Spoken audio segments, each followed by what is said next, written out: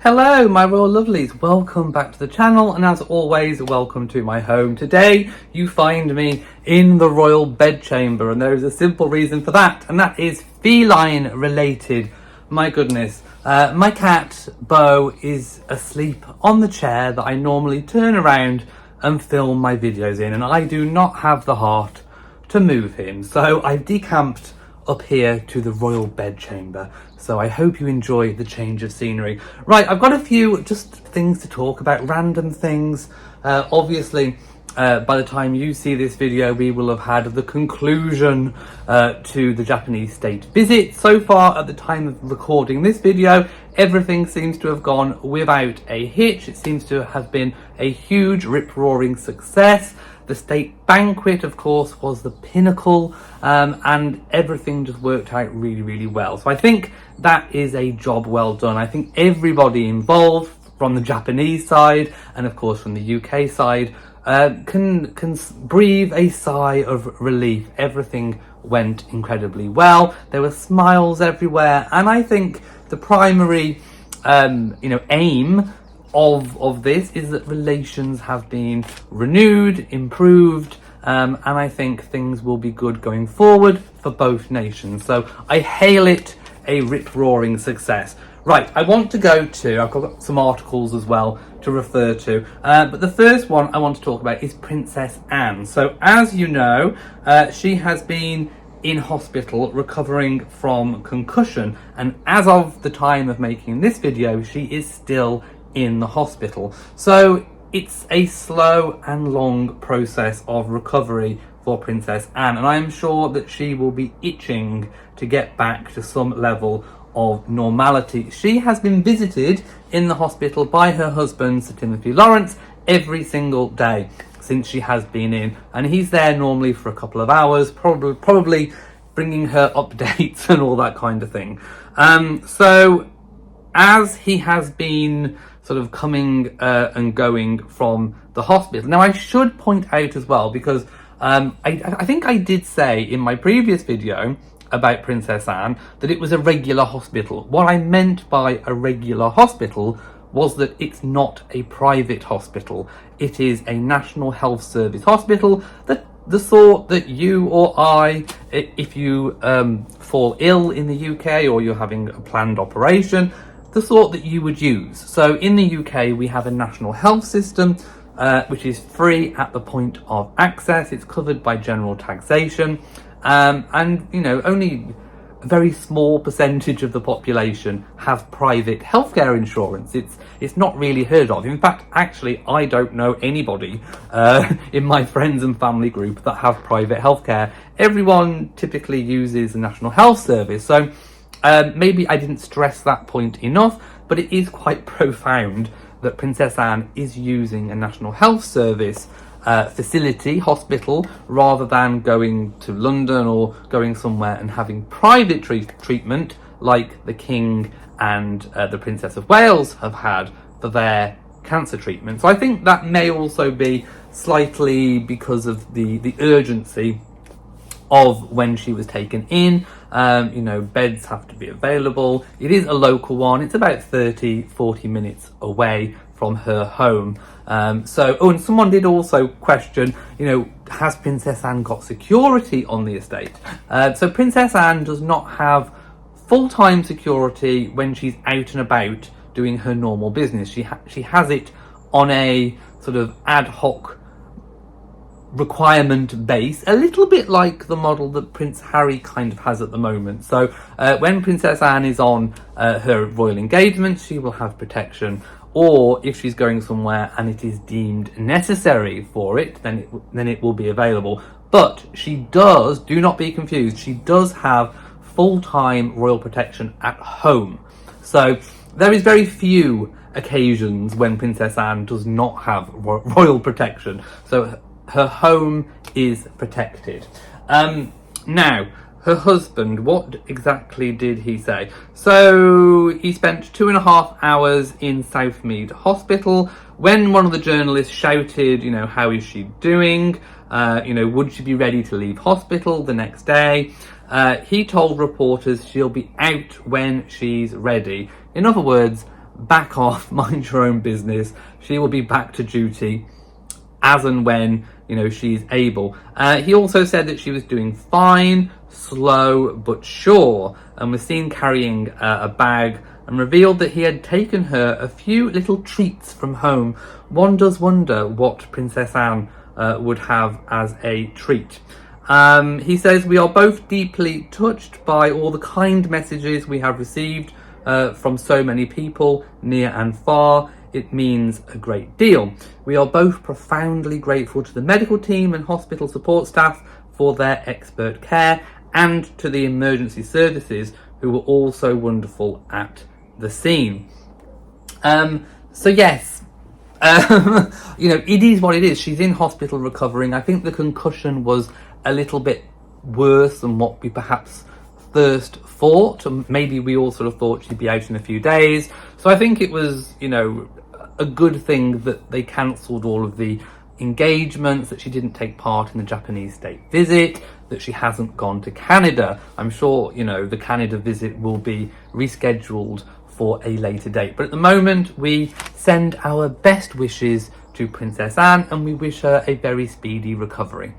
The next thing I want to clear up is, of course, about King Charles's royal family order. So this caused a little bit of controversy that I wasn't expecting, to be quite honest. So I posted photographs of King Charles's family order. It was worn by Queen Camilla, debuted for the first time at the Japanese state banquet.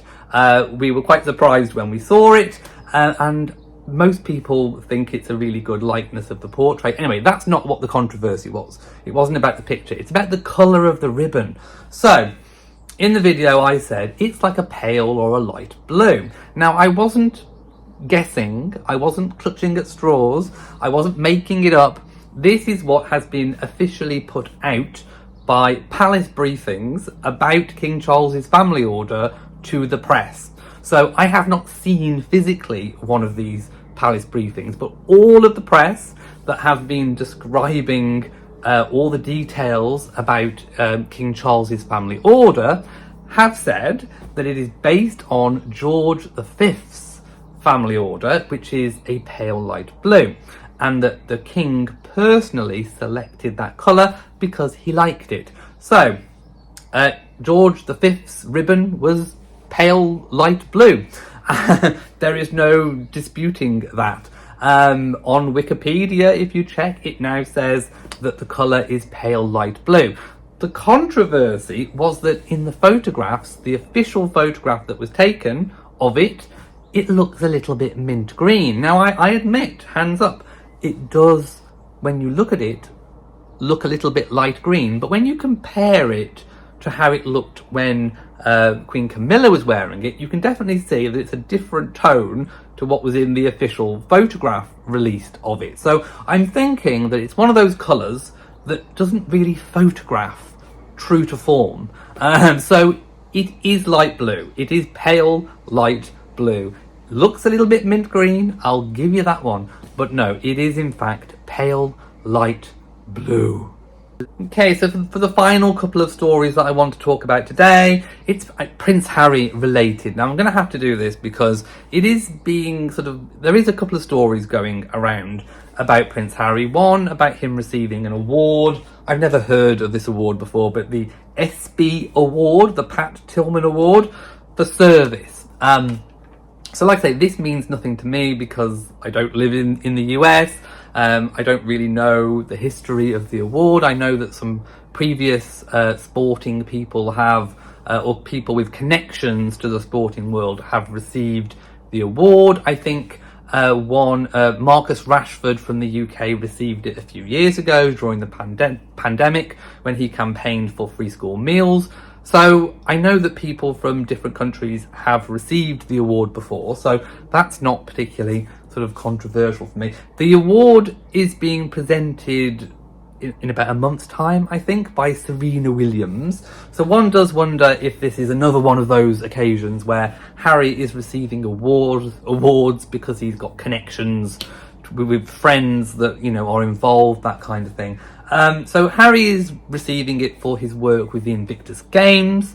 And one should not forget that the Invictus Games was set up in the UK by Prince Harry in conjunction with the Royal Foundation, of which he was part of at the time. So a lot of the funding came from the general Royal Foundation. There was other government funding secured as well. But let's not overlook the fact that William and Catherine were also involved in raising that initial money that then Harry used. And of course, Harry took inspiration from the Warrior Games. It was not an original idea. It was an original concept for the UK, but it was not an original idea in general. He lifted it from the Warrior Games in the US. So, let's give a little bit of credit to William and Catherine here, who were also involved in the very early stages, at least with regards to the fundraising. Then, of course, when Harry spectacularly flanked out of the royal family, William and Catherine did pay a certain amount of money to the Invictus Games as a bit of a kind of settlement, if you like. So the Invictus Games has been, has got links to William and Catherine, and I think that should not be overlooked. Where is their award? Where is their mention? Where is their credit in all of this? Which is why I am here to remind people that William and Catherine did also have an involvement, an early stage involvement with the Invictus Games. So again, I think it's just one of these awards that Harry is receiving just because of who he is.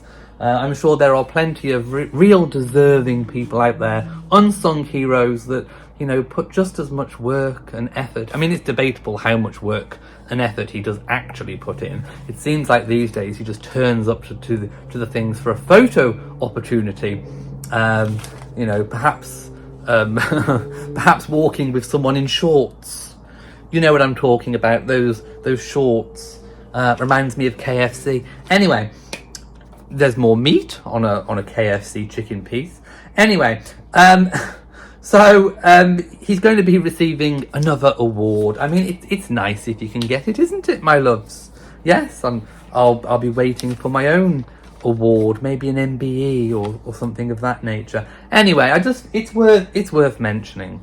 And we'll get on to something else in a little moment. Before I also talk about Harry, when he was over here in the UK in May, we know that he did some engagements, and I'm hoping that he didn't get royal protection, because we know he's getting the royal protection on a kind of random ad hoc basis. I do hope that he didn't receive royal protection on his way to record a piece to camera, which has now only kind of recently come out, about For Scotty's Little Soldiers, with its founder, Nikki Scott, talking about the importance of mental health and talking about your problems, not bottling things in. I do have a little bit of information about what he actually said. So that's the hardest thing, especially for kids, I think, which is I don't want to talk about it because it will make me sad.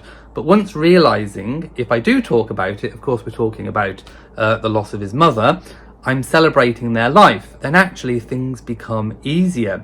As opposed to this, I'm just not going to talk about it. And that's the best form of coping, when in fact it's not. It can be for a period of time. You can't suppress it forever. It's not sustainable and will eat away at you inside.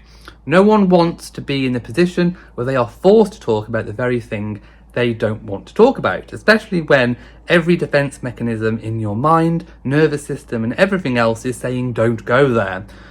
So yes, I agree. I think people should talk about their issues.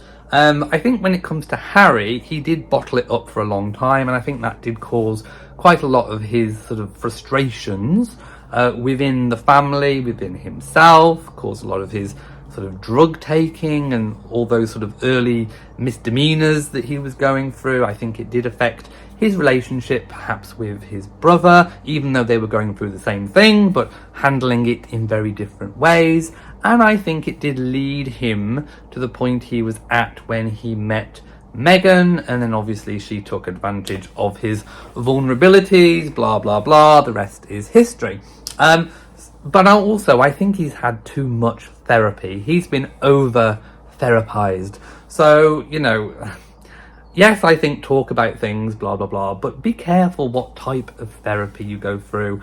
I think Harry's had a whole, concoction of talking therapies and other things as well. And I just don't think it's worked for him. He looks and sounds and feels over-therapized in my view. And let's put it this way, it doesn't look to me like he's in a much better place.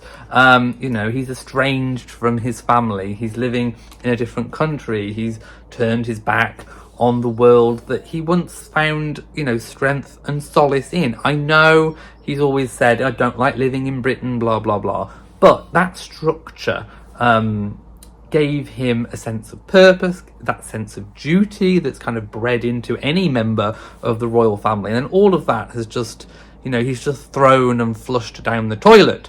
So I do think that being a royal, having this structure, having this purpose was important for Harry and for his mental health. And I do wonder how really he is coping away from all of that structure. And of course, Meghan's no better. She's fallen out with her family. There's one common denominator in all of that, and this is Meghan and Harry. If everyone else is falling out with you, if you can't retain this relationship or retain that relationship, then obviously you need to look at what the common denominator is, and it's Harry and Meghan. That's who it is. So I think they need to look, rather than coming out and spouting out all this, nonsense, they need to really look internally at themselves. Oh, I've got a cat just come up. If you do see a cat, it's Rory. So this is not the cat that's asleep on the chair below. Hello, Rory. He does like to come and sit here once in a while.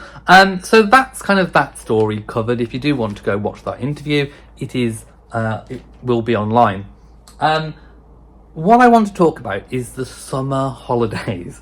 So as we know, the royal family tend to wind down. We've got Holyrood week coming up, which is when the sovereign goes up to Scotland and does a week of engagements, normally based in Edinburgh, at the Palace of Holyrood House, which is where the sovereign will stay. There'll be a garden party, so we've got a few things to look forward to. Of course, we've got Wimbledon, when we may just get a chance to see Catherine, maybe. And I do think it's important that she, as long as she's well and able, that she does do the things that she normally would do, and she would normally go to Wimbledon. I think it's probably going to be good for her mental health, just as it is for William to take George, to the football or to see Taylor Swift. I think it's also important for Catherine to go to Wimbledon if she's able. So we've got Holyrood week, we've got Wimbledon, and then pretty much, they go up to Balmoral at certain points during the summer holidays, and they stay there. So pretty much all of the royal family will visit Balmoral at some point, including Prince Andrew and Sarah Ferguson. And the Waleses, do have a tradition and a history of flying up there and spending a couple of weeks. My prediction is that the King and the rest of the royal family are pretty much going to go to ground during this summer holiday. The King is still undergoing treatment and recovering from cancer. The Princess of Wales is still undergoing treatment and recovering from cancer. Princess Anne is recovering from her latest injuries. So I think there's going to be... Prince Andrew is not going to make a big show of himself. I think everything is going to kind of wind down and they're going to be very quiet. I think the only times we'll see them are going to be coming to and from church. Normally the Waleses will go off on holiday, a foreign holiday somewhere with the Middletons during this period. I don't know if that will still be going ahead. I imagine the Waleses will have an extended holiday at Balmoral. The King and Queen will probably be staying at the nearby Burke Hall rather than the main Balmoral Castle, because King Charles prefers it, in the same way that he prefers Clarence House to Buckingham Palace. And that's another issue. When the palace resurfacing works are complete, I don't think the King will be moving back into the royal apartments, the previous Queen's former apartments in Buckingham Palace. I think he'll be staying in Clarence House. But anyway, we're talking about this summer. So I think the Waleses will spend an extended period of time up in Scotland, maybe up to a month, because it's a perfect place to relax, rewind, unwind, and there's so many, thousands of acres of estate where it's really private. You can kick back and just be. And it's the perfect place for George, Charlotte, and in particular little Louis to let off some steam. They can just let Louis loose on the estate and he can just run wild. Normally the Waleses will stay in, well, there probably will be room in the main castle.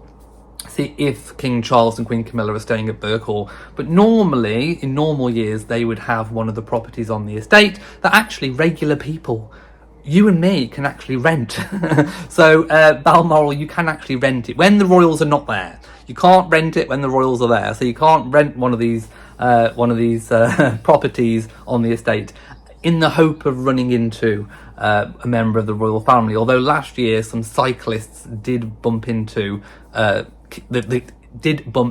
king when they were cycling in the Highlands. So anyway, that's just my prediction. I think the royal family will go to ground, and I think they need that 6-7 weeks to recover. Then there's talk, obviously, later in the year of an Australia visit for the king, for the Commonwealth Heads of Government meeting, which I think he'll be keen to attend if he's able. We have Remembrance Sunday coming up in November. Will Catherine be ready to return to some kind of royal duties come September? We don't know. All we do know is that she's still undergoing treatment. One thing I forgot, so I've just popped back upstairs to film it. I was going to say that during the summer holidays, when the royal family are being quiet, I think I'm going to have a little sneaky guess that this is a time when Harry and Meghan will be trying to release things, say things, do things. I think when the royal family are sort of inactive, I think this is the time that Harry and Meghan will try and pounce. So I don't know what little concoctions they might be coming up with, but just watch this space. Let's see. By the end of the summer, shall we see if I'm correct? Right, I'm going to leave it here. This video has turned out a lot longer than what I thought it would do. So thank you for watching. If you've enjoyed it, please give it a big old thumbs up. Don't forget to share on social media. And of course, do hit that bell so that you know whenever I upload a new video. So from me, until next time, to you all, and goodbye.